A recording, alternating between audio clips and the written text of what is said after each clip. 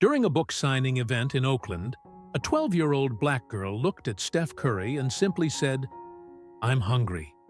A moment of pure honesty that could have gone unnoticed. But the basketball star's reaction shocked everyone present and triggered a series of events that nobody could have predicted.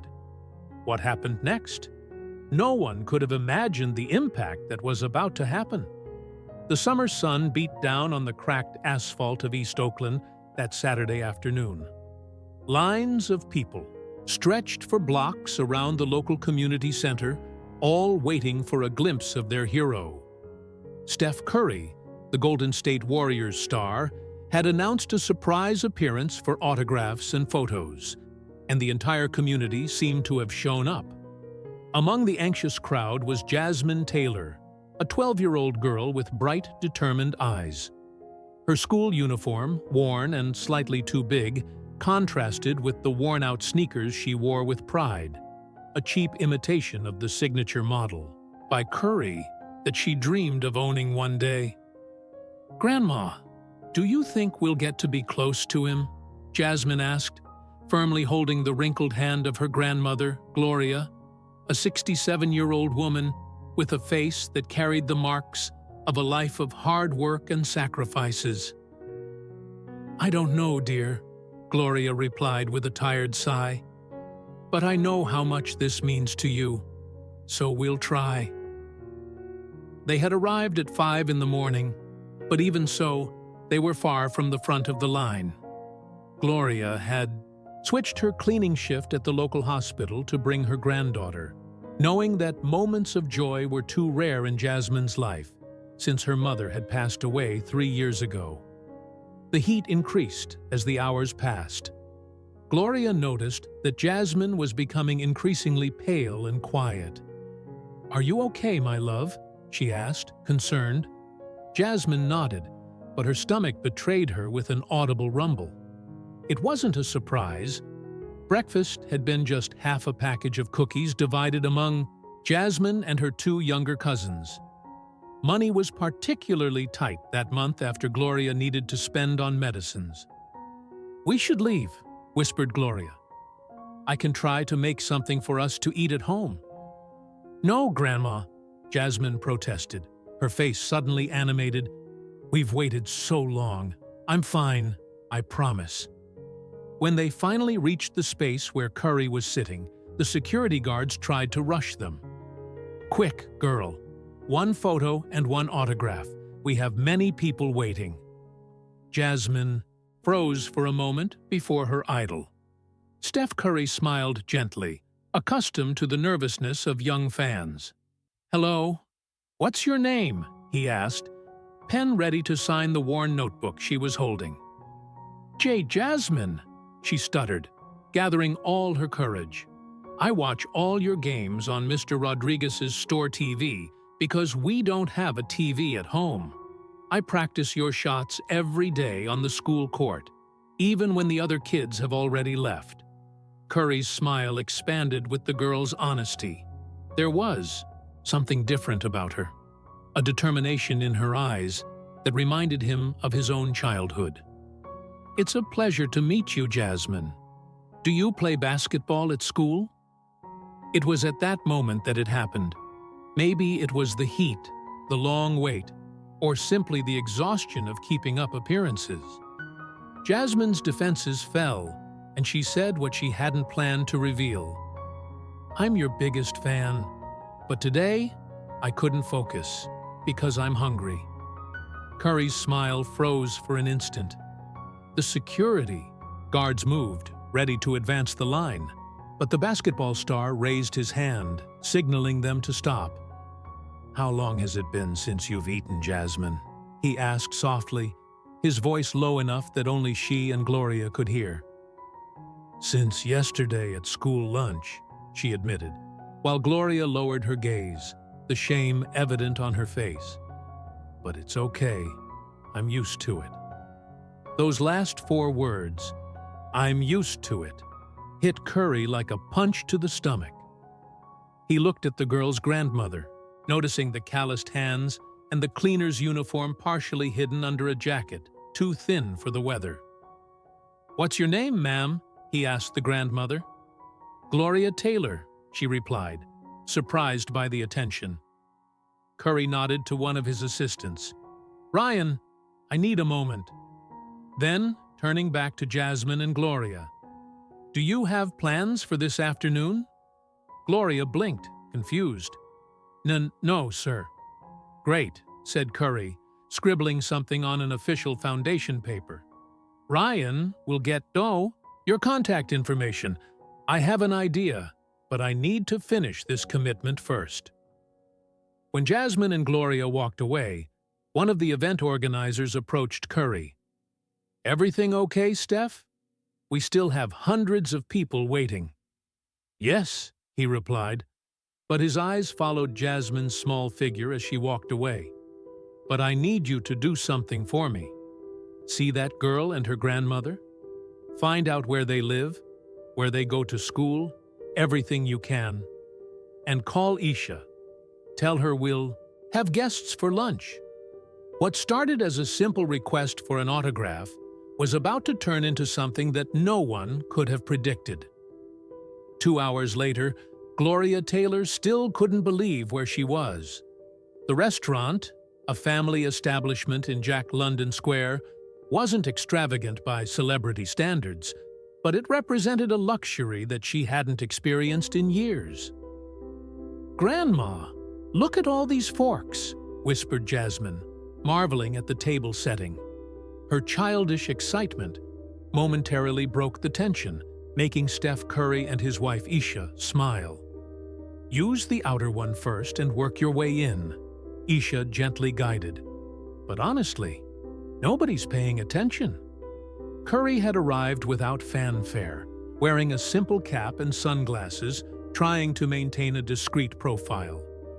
His security guard remained at a nearby table, maintaining a respectful distance. "Order whatever you want," said Curry. "The chicken and waffles here are amazing, but Isha always says the salmon is the best in the city." While they ate, Curry observed how Jasmine tried to maintain her composure, despite her evident hunger. She cut each piece of food methodically, savoring each forkful as if it were precious. "So, Jasmine, you said you play basketball?" asked Isha, trying to ease the initial discomfort. "Yes, ma'am," replied Jasmine, suddenly shy. "I'm the point guard, like Mr. Curry." "Just Steph is fine," he smiled. "And how are your grades at school?" Jasmine's expression wilted a bit. "I used to do well, but it's hard to concentrate sometimes." Gloria intervened softly. "Jasmine is very intelligent. Last year, she was in the Advanced Students Program, but in recent months..." She hesitated, the words weighing heavily. "It's hard to think when your stomach is rumbling," completed Curry, not as a question, but as a truth that he knew from similar stories he had encountered through his foundation. Gloria nodded, finally finding an opening to explain her situation. "I'm raising 3 grandchildren alone since my daughter Tamika passed away 3 years ago. Cancer, not detected until it was too late, because we didn't have adequate insurance." Her hands trembled slightly around the water glass. "I work as a cleaner at Highland Hospital. 2 shifts when I can. The younger boys, Jasmine's brothers, are 7 and 9 years old." "Where are they now?" asked Isha. "With the neighbor." Gloria hesitated. "I could only bring Jasmine today, because it was her birthday last week, and I couldn't give her any presents." Curry and Isha exchanged looks. Jasmine had turned 13 without even a present. "What did you want for your birthday, Jasmine?" asked Curry. The girl studied her plate for a moment, then answered with a sincerity that struck everyone at the table. "A day without worries. Just one day when Grandma wouldn't need to cry at night thinking we wouldn't make it." The silence that followed was heavy. Curry cleared his throat. disguising the I-bait emotion in his voice. You know, Jasmine, when I was younger, many people doubted me. They said I was too small for professional basketball. He leaned forward. But I learned that sometimes the biggest obstacles prepare us for the greatest opportunities. As he spoke, Curry discreetly took his phone under the table and sent a quick message. Do you know about the Eat, Learn, Play Foundation? He asked, referring to the organization that he and Isha had founded to combat child food insecurity. Gloria shook her head negatively.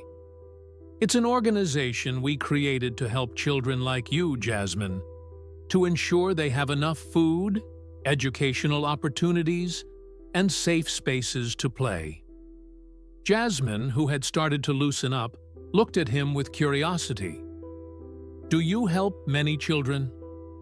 Thousands, replied Isha, but it always seems like it's not enough.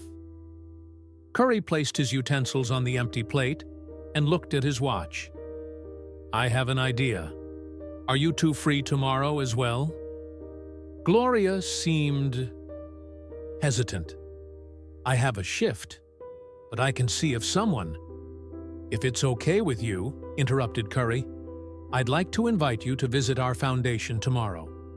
Actually, he paused, as if a new idea had just emerged.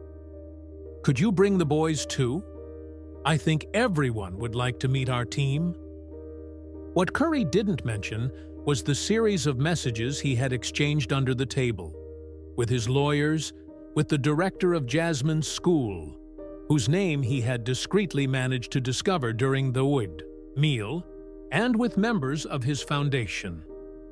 When they said goodbye in front of the restaurant, Curry offered a ride to Gloria and Jasmine, who timidly accepted. Before getting into the car, he bent down to be at Jasmine's height. Thank you for your honesty today, Jasmine. Many people would never have the courage to say what you said. Jasmine, for the first time that day, smiled broadly. Thank you for lunch, Steph.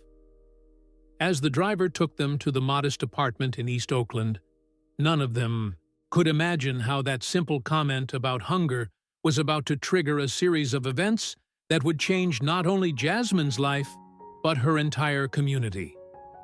The next morning, the headquarters of the Eat, Learn, Play Foundation in Oakland was unusually busy for a Sunday. Steph Curry had called an emergency meeting with his main team at 7 o'clock, hours before the scheduled meeting with the Taylor family. I want you to understand that this isn't just about one family, explained Curry to the EDB packed conference room. It's about changing our approach. Yesterday, I met a girl who reminded me why we started all this. On the screen behind him appeared Jasmine's photo that a team member had discreetly taken the day before, along with preliminary data about her school, Prescott Elementary. 67% of the students at this school live below the poverty line, explained Lisa Collins, the foundation's program director. And despite school meal programs, our research shows that many of these students face chronic food insecurity on weekends and during school vacations. Curry nodded gravely. And how many Jasmines are out there, brilliant and talented, but unable to reach their potential because they're worried about their next meal? The meeting continued for 2 hours, with the team outlining an ambitious plan that went far beyond simply helping one family. When they finished, Curry seemed energized in a way that his team rarely saw off the courts. Let's make this happen, he said, standing up. And I want to start today. At 10 o'clock, a modest van stopped in front of the small apartment complex where the Taylors lived. Gloria, Jasmine, and her 2 brothers, Marcus, aged 9, and DeAndre, aged 7, waited on the sidewalk, all dressed in their best clothes, clearly nervous about what awaited them. To everyone's surprise, it wasn't a driver who exited the vehicle, but Steph Curry himself, wearing jeans and a simple t-shirt with the foundation's Si Fi Zhao logo. Good morning, family, he called cheerfully, as if visiting housing complexes in Oakland was part of his Sunday routine. "Who are these cool guys?" The boys were paralyzed, eyes wide as they recognized the famous player. Marcus, the oldest, was the first to recover his voice. Are you really Steph Curry?" he asked, incredulous. "In the flesh," replied Curry, extending his hand for an elaborate handshake that left Marcus radiant. "And you must be Jasmine's basketball brothers she told me about." It was a small white lie. Jasmine had barely mentioned her brothers, but the effect was instantaneous. The boys straightened up with pride, while Jasmine smiled at the inclusion of her family. "Ready for an adventure?" asked Curry, opening the van door. The first stop wasn't the Foundation headquarters, as Gloria had expected, but Prescott Elementary School, where Jasmine and her brothers studied. "What are we doing here?" asked Jasmine, confused. "It's Sunday." "Important. Meeting," replied Curry mysteriously as he guided them into the building. In the teachers' conference room, a small crowd awaited them. The school principal, Dr. Michaels, 3 teachers, the district supervisor, and, to Jasmine's complete surprise, her basketball coach, Coach Wilson. On Curry's side were Isha and 3 members of the foundation team. "Mrs. Taylor, thank you for coming," said Dr. Michaels, rising to greet Gloria. "We don't usually have meetings on Sundays, but when Steph Curry calls personally." Gloria, clearly uncomfortable with so much attention, nervously squeezed the strap of her worn purse. "I don't understand. Are we in some kind of trouble?" "On the contrary," replied Curry, indicating that everyone should sit down. "We're here to discuss a new partnership between Prescott Elementary and the Eat, Learn, Play Foundation. And it all started thanks to your granddaughter." For the next hour, Curry and his team presented a comprehensive plan, a pilot program that would transform Prescott into a community hub, where students and families would have access to nutritious meals 7 days a week, academic tutoring after school, and structured sports programs. The school would gain a permanent food pantry, where families like the Taylors could obtain quality groceries without stigma or bureaucracy. "And this is just the beginning," explained Isha. "Our goal is to expand to other schools in the district, creating a model that can be replicated." Principal Fihiri, Michaels, visibly moved, added, "We've tried to implement programs like this for years, but we've never had the resources." Curry then turned to Jasmine, who had observed everything in silence, trying to process what was happening. "Jasmine, remember when you told me yesterday that you were hungry and couldn't concentrate?" he asked gently. She nodded, a little embarrassed by the memory. "You weren't just honest. You were brave. And that courage helped us see something we were missing in our work." He looked at everyone in the room. "We can have statistics and studies, but sometimes we need someone to show us the human reality behind the numbers." Coach Wilson, a robust woman with graying braids and a whistle permanently hanging around her neck, cleared her throat. "Jasmine has always been one of my best players. Fast, smart on the court. But in recent months I noticed she lost energy quickly." She looked at Gloria with understanding, not judgment. "Now I understand why. That's why we also want to launch a special sports nutrition program for the school teams," continued Curry, "to support not just their studies, but also their athletic dreams." The meeting continued with practical and logistical details. Gloria was informed about how her family would be immediately enrolled in the program, but also, and this was presented with tact and respect, how she herself could receive training for a better-paying job through the foundation. When they finally left the conference room, Jasmine pulled Curry by the arm. "Why are you doing all this?" she asked, her voice low so that only he could hear. There are millions of hungry children. Why us? Curry crouched down to be at her height, his eyes completely serious. Because you spoke the truth when it would have been easier to stay quiet. And because... He paused, carefully choosing his words. Sometimes God puts people in our path for a reason. You reminded me of why I started this foundation. He smiled. Besides, point guards need to look out for each other, right? The rest of the day passed like a dream for the Taylor family. They visited the foundation headquarters, where the boys marveled at the basketball photos and memorabilia. Curry organized a small shooting session on an indoor court, giving personalized tips to each child. Before saying goodbye, each of the Taylors received a backpack full of nutritious groceries, school books, and, to the children's absolute delight, authentic basketball shoes from Curry's line. On the way back home, DeAndre, the youngest, innocently asked, "Grandma, does this mean we won't have to choose between dinner and electricity anymore?" Gloria, with tears in her eyes, just nodded, unable to find words for the whirlwind of emotions she felt.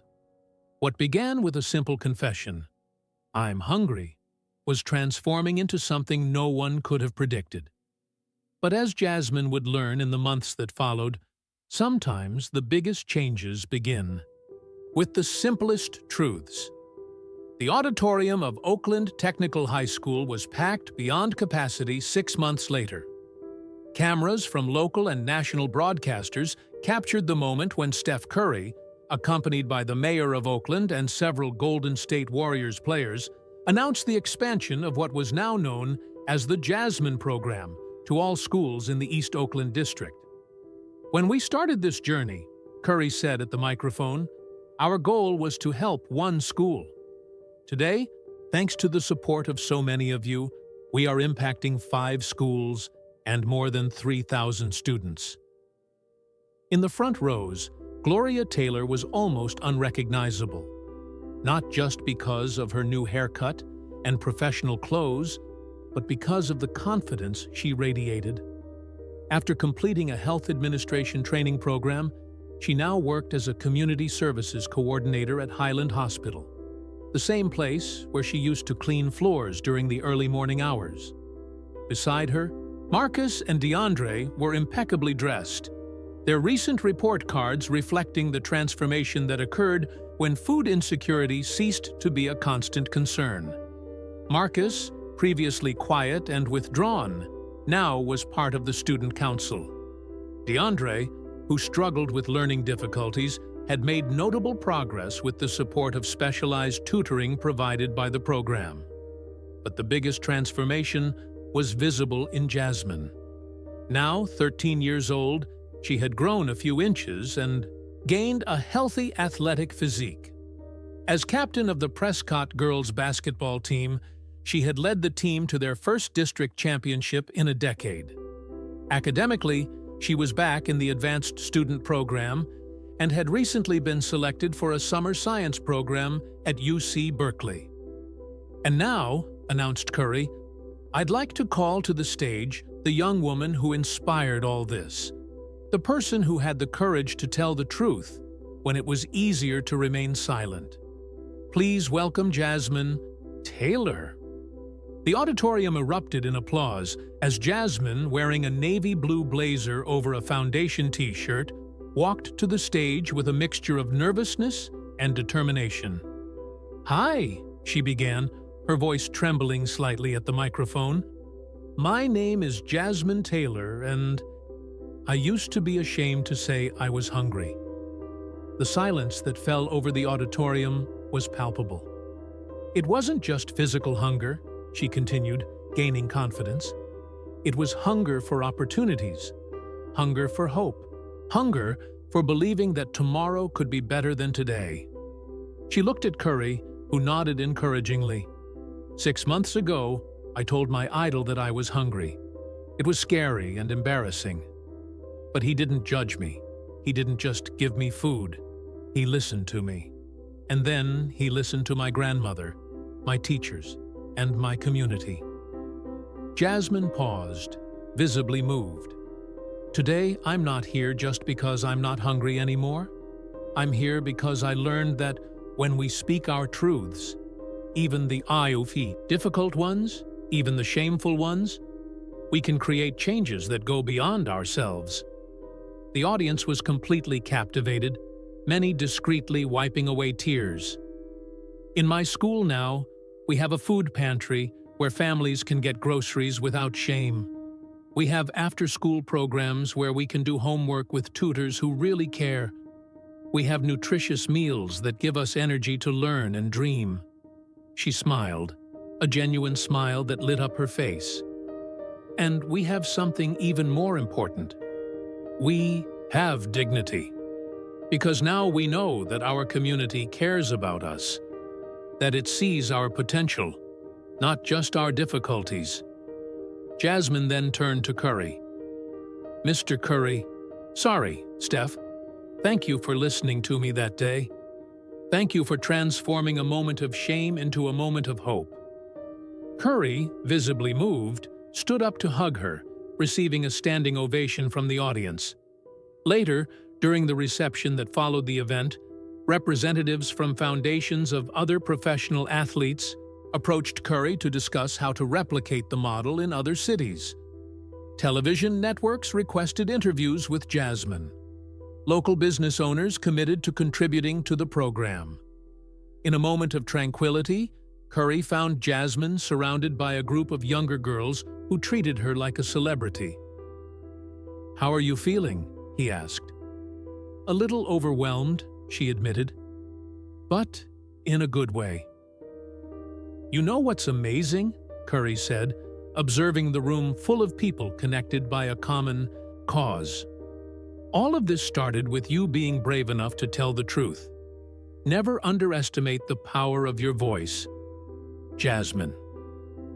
That night, upon returning to the apartment they would soon leave for a more spacious house, acquired through an affordable housing program, Gloria found Jasmine at the kitchen table, writing in a notebook. "Homework so late?" asked the grandmother. "No," replied Jasmine, looking up. "I'm making a list." "A list of what?" "Of all the things I want to do when I grow." "Up," explained Jasmine. "Today I realized that I can do much more than just play basketball. I can really make a difference." Gloria smiled, remembering her daughter, Jasmine's mother, who had the same determined sparkle in her eyes. "You know," said Gloria, sitting next to her granddaughter, "your mother always said you were born with a star, that you would do something special one day." She gently stroked Jasmine's hair. I think she was right.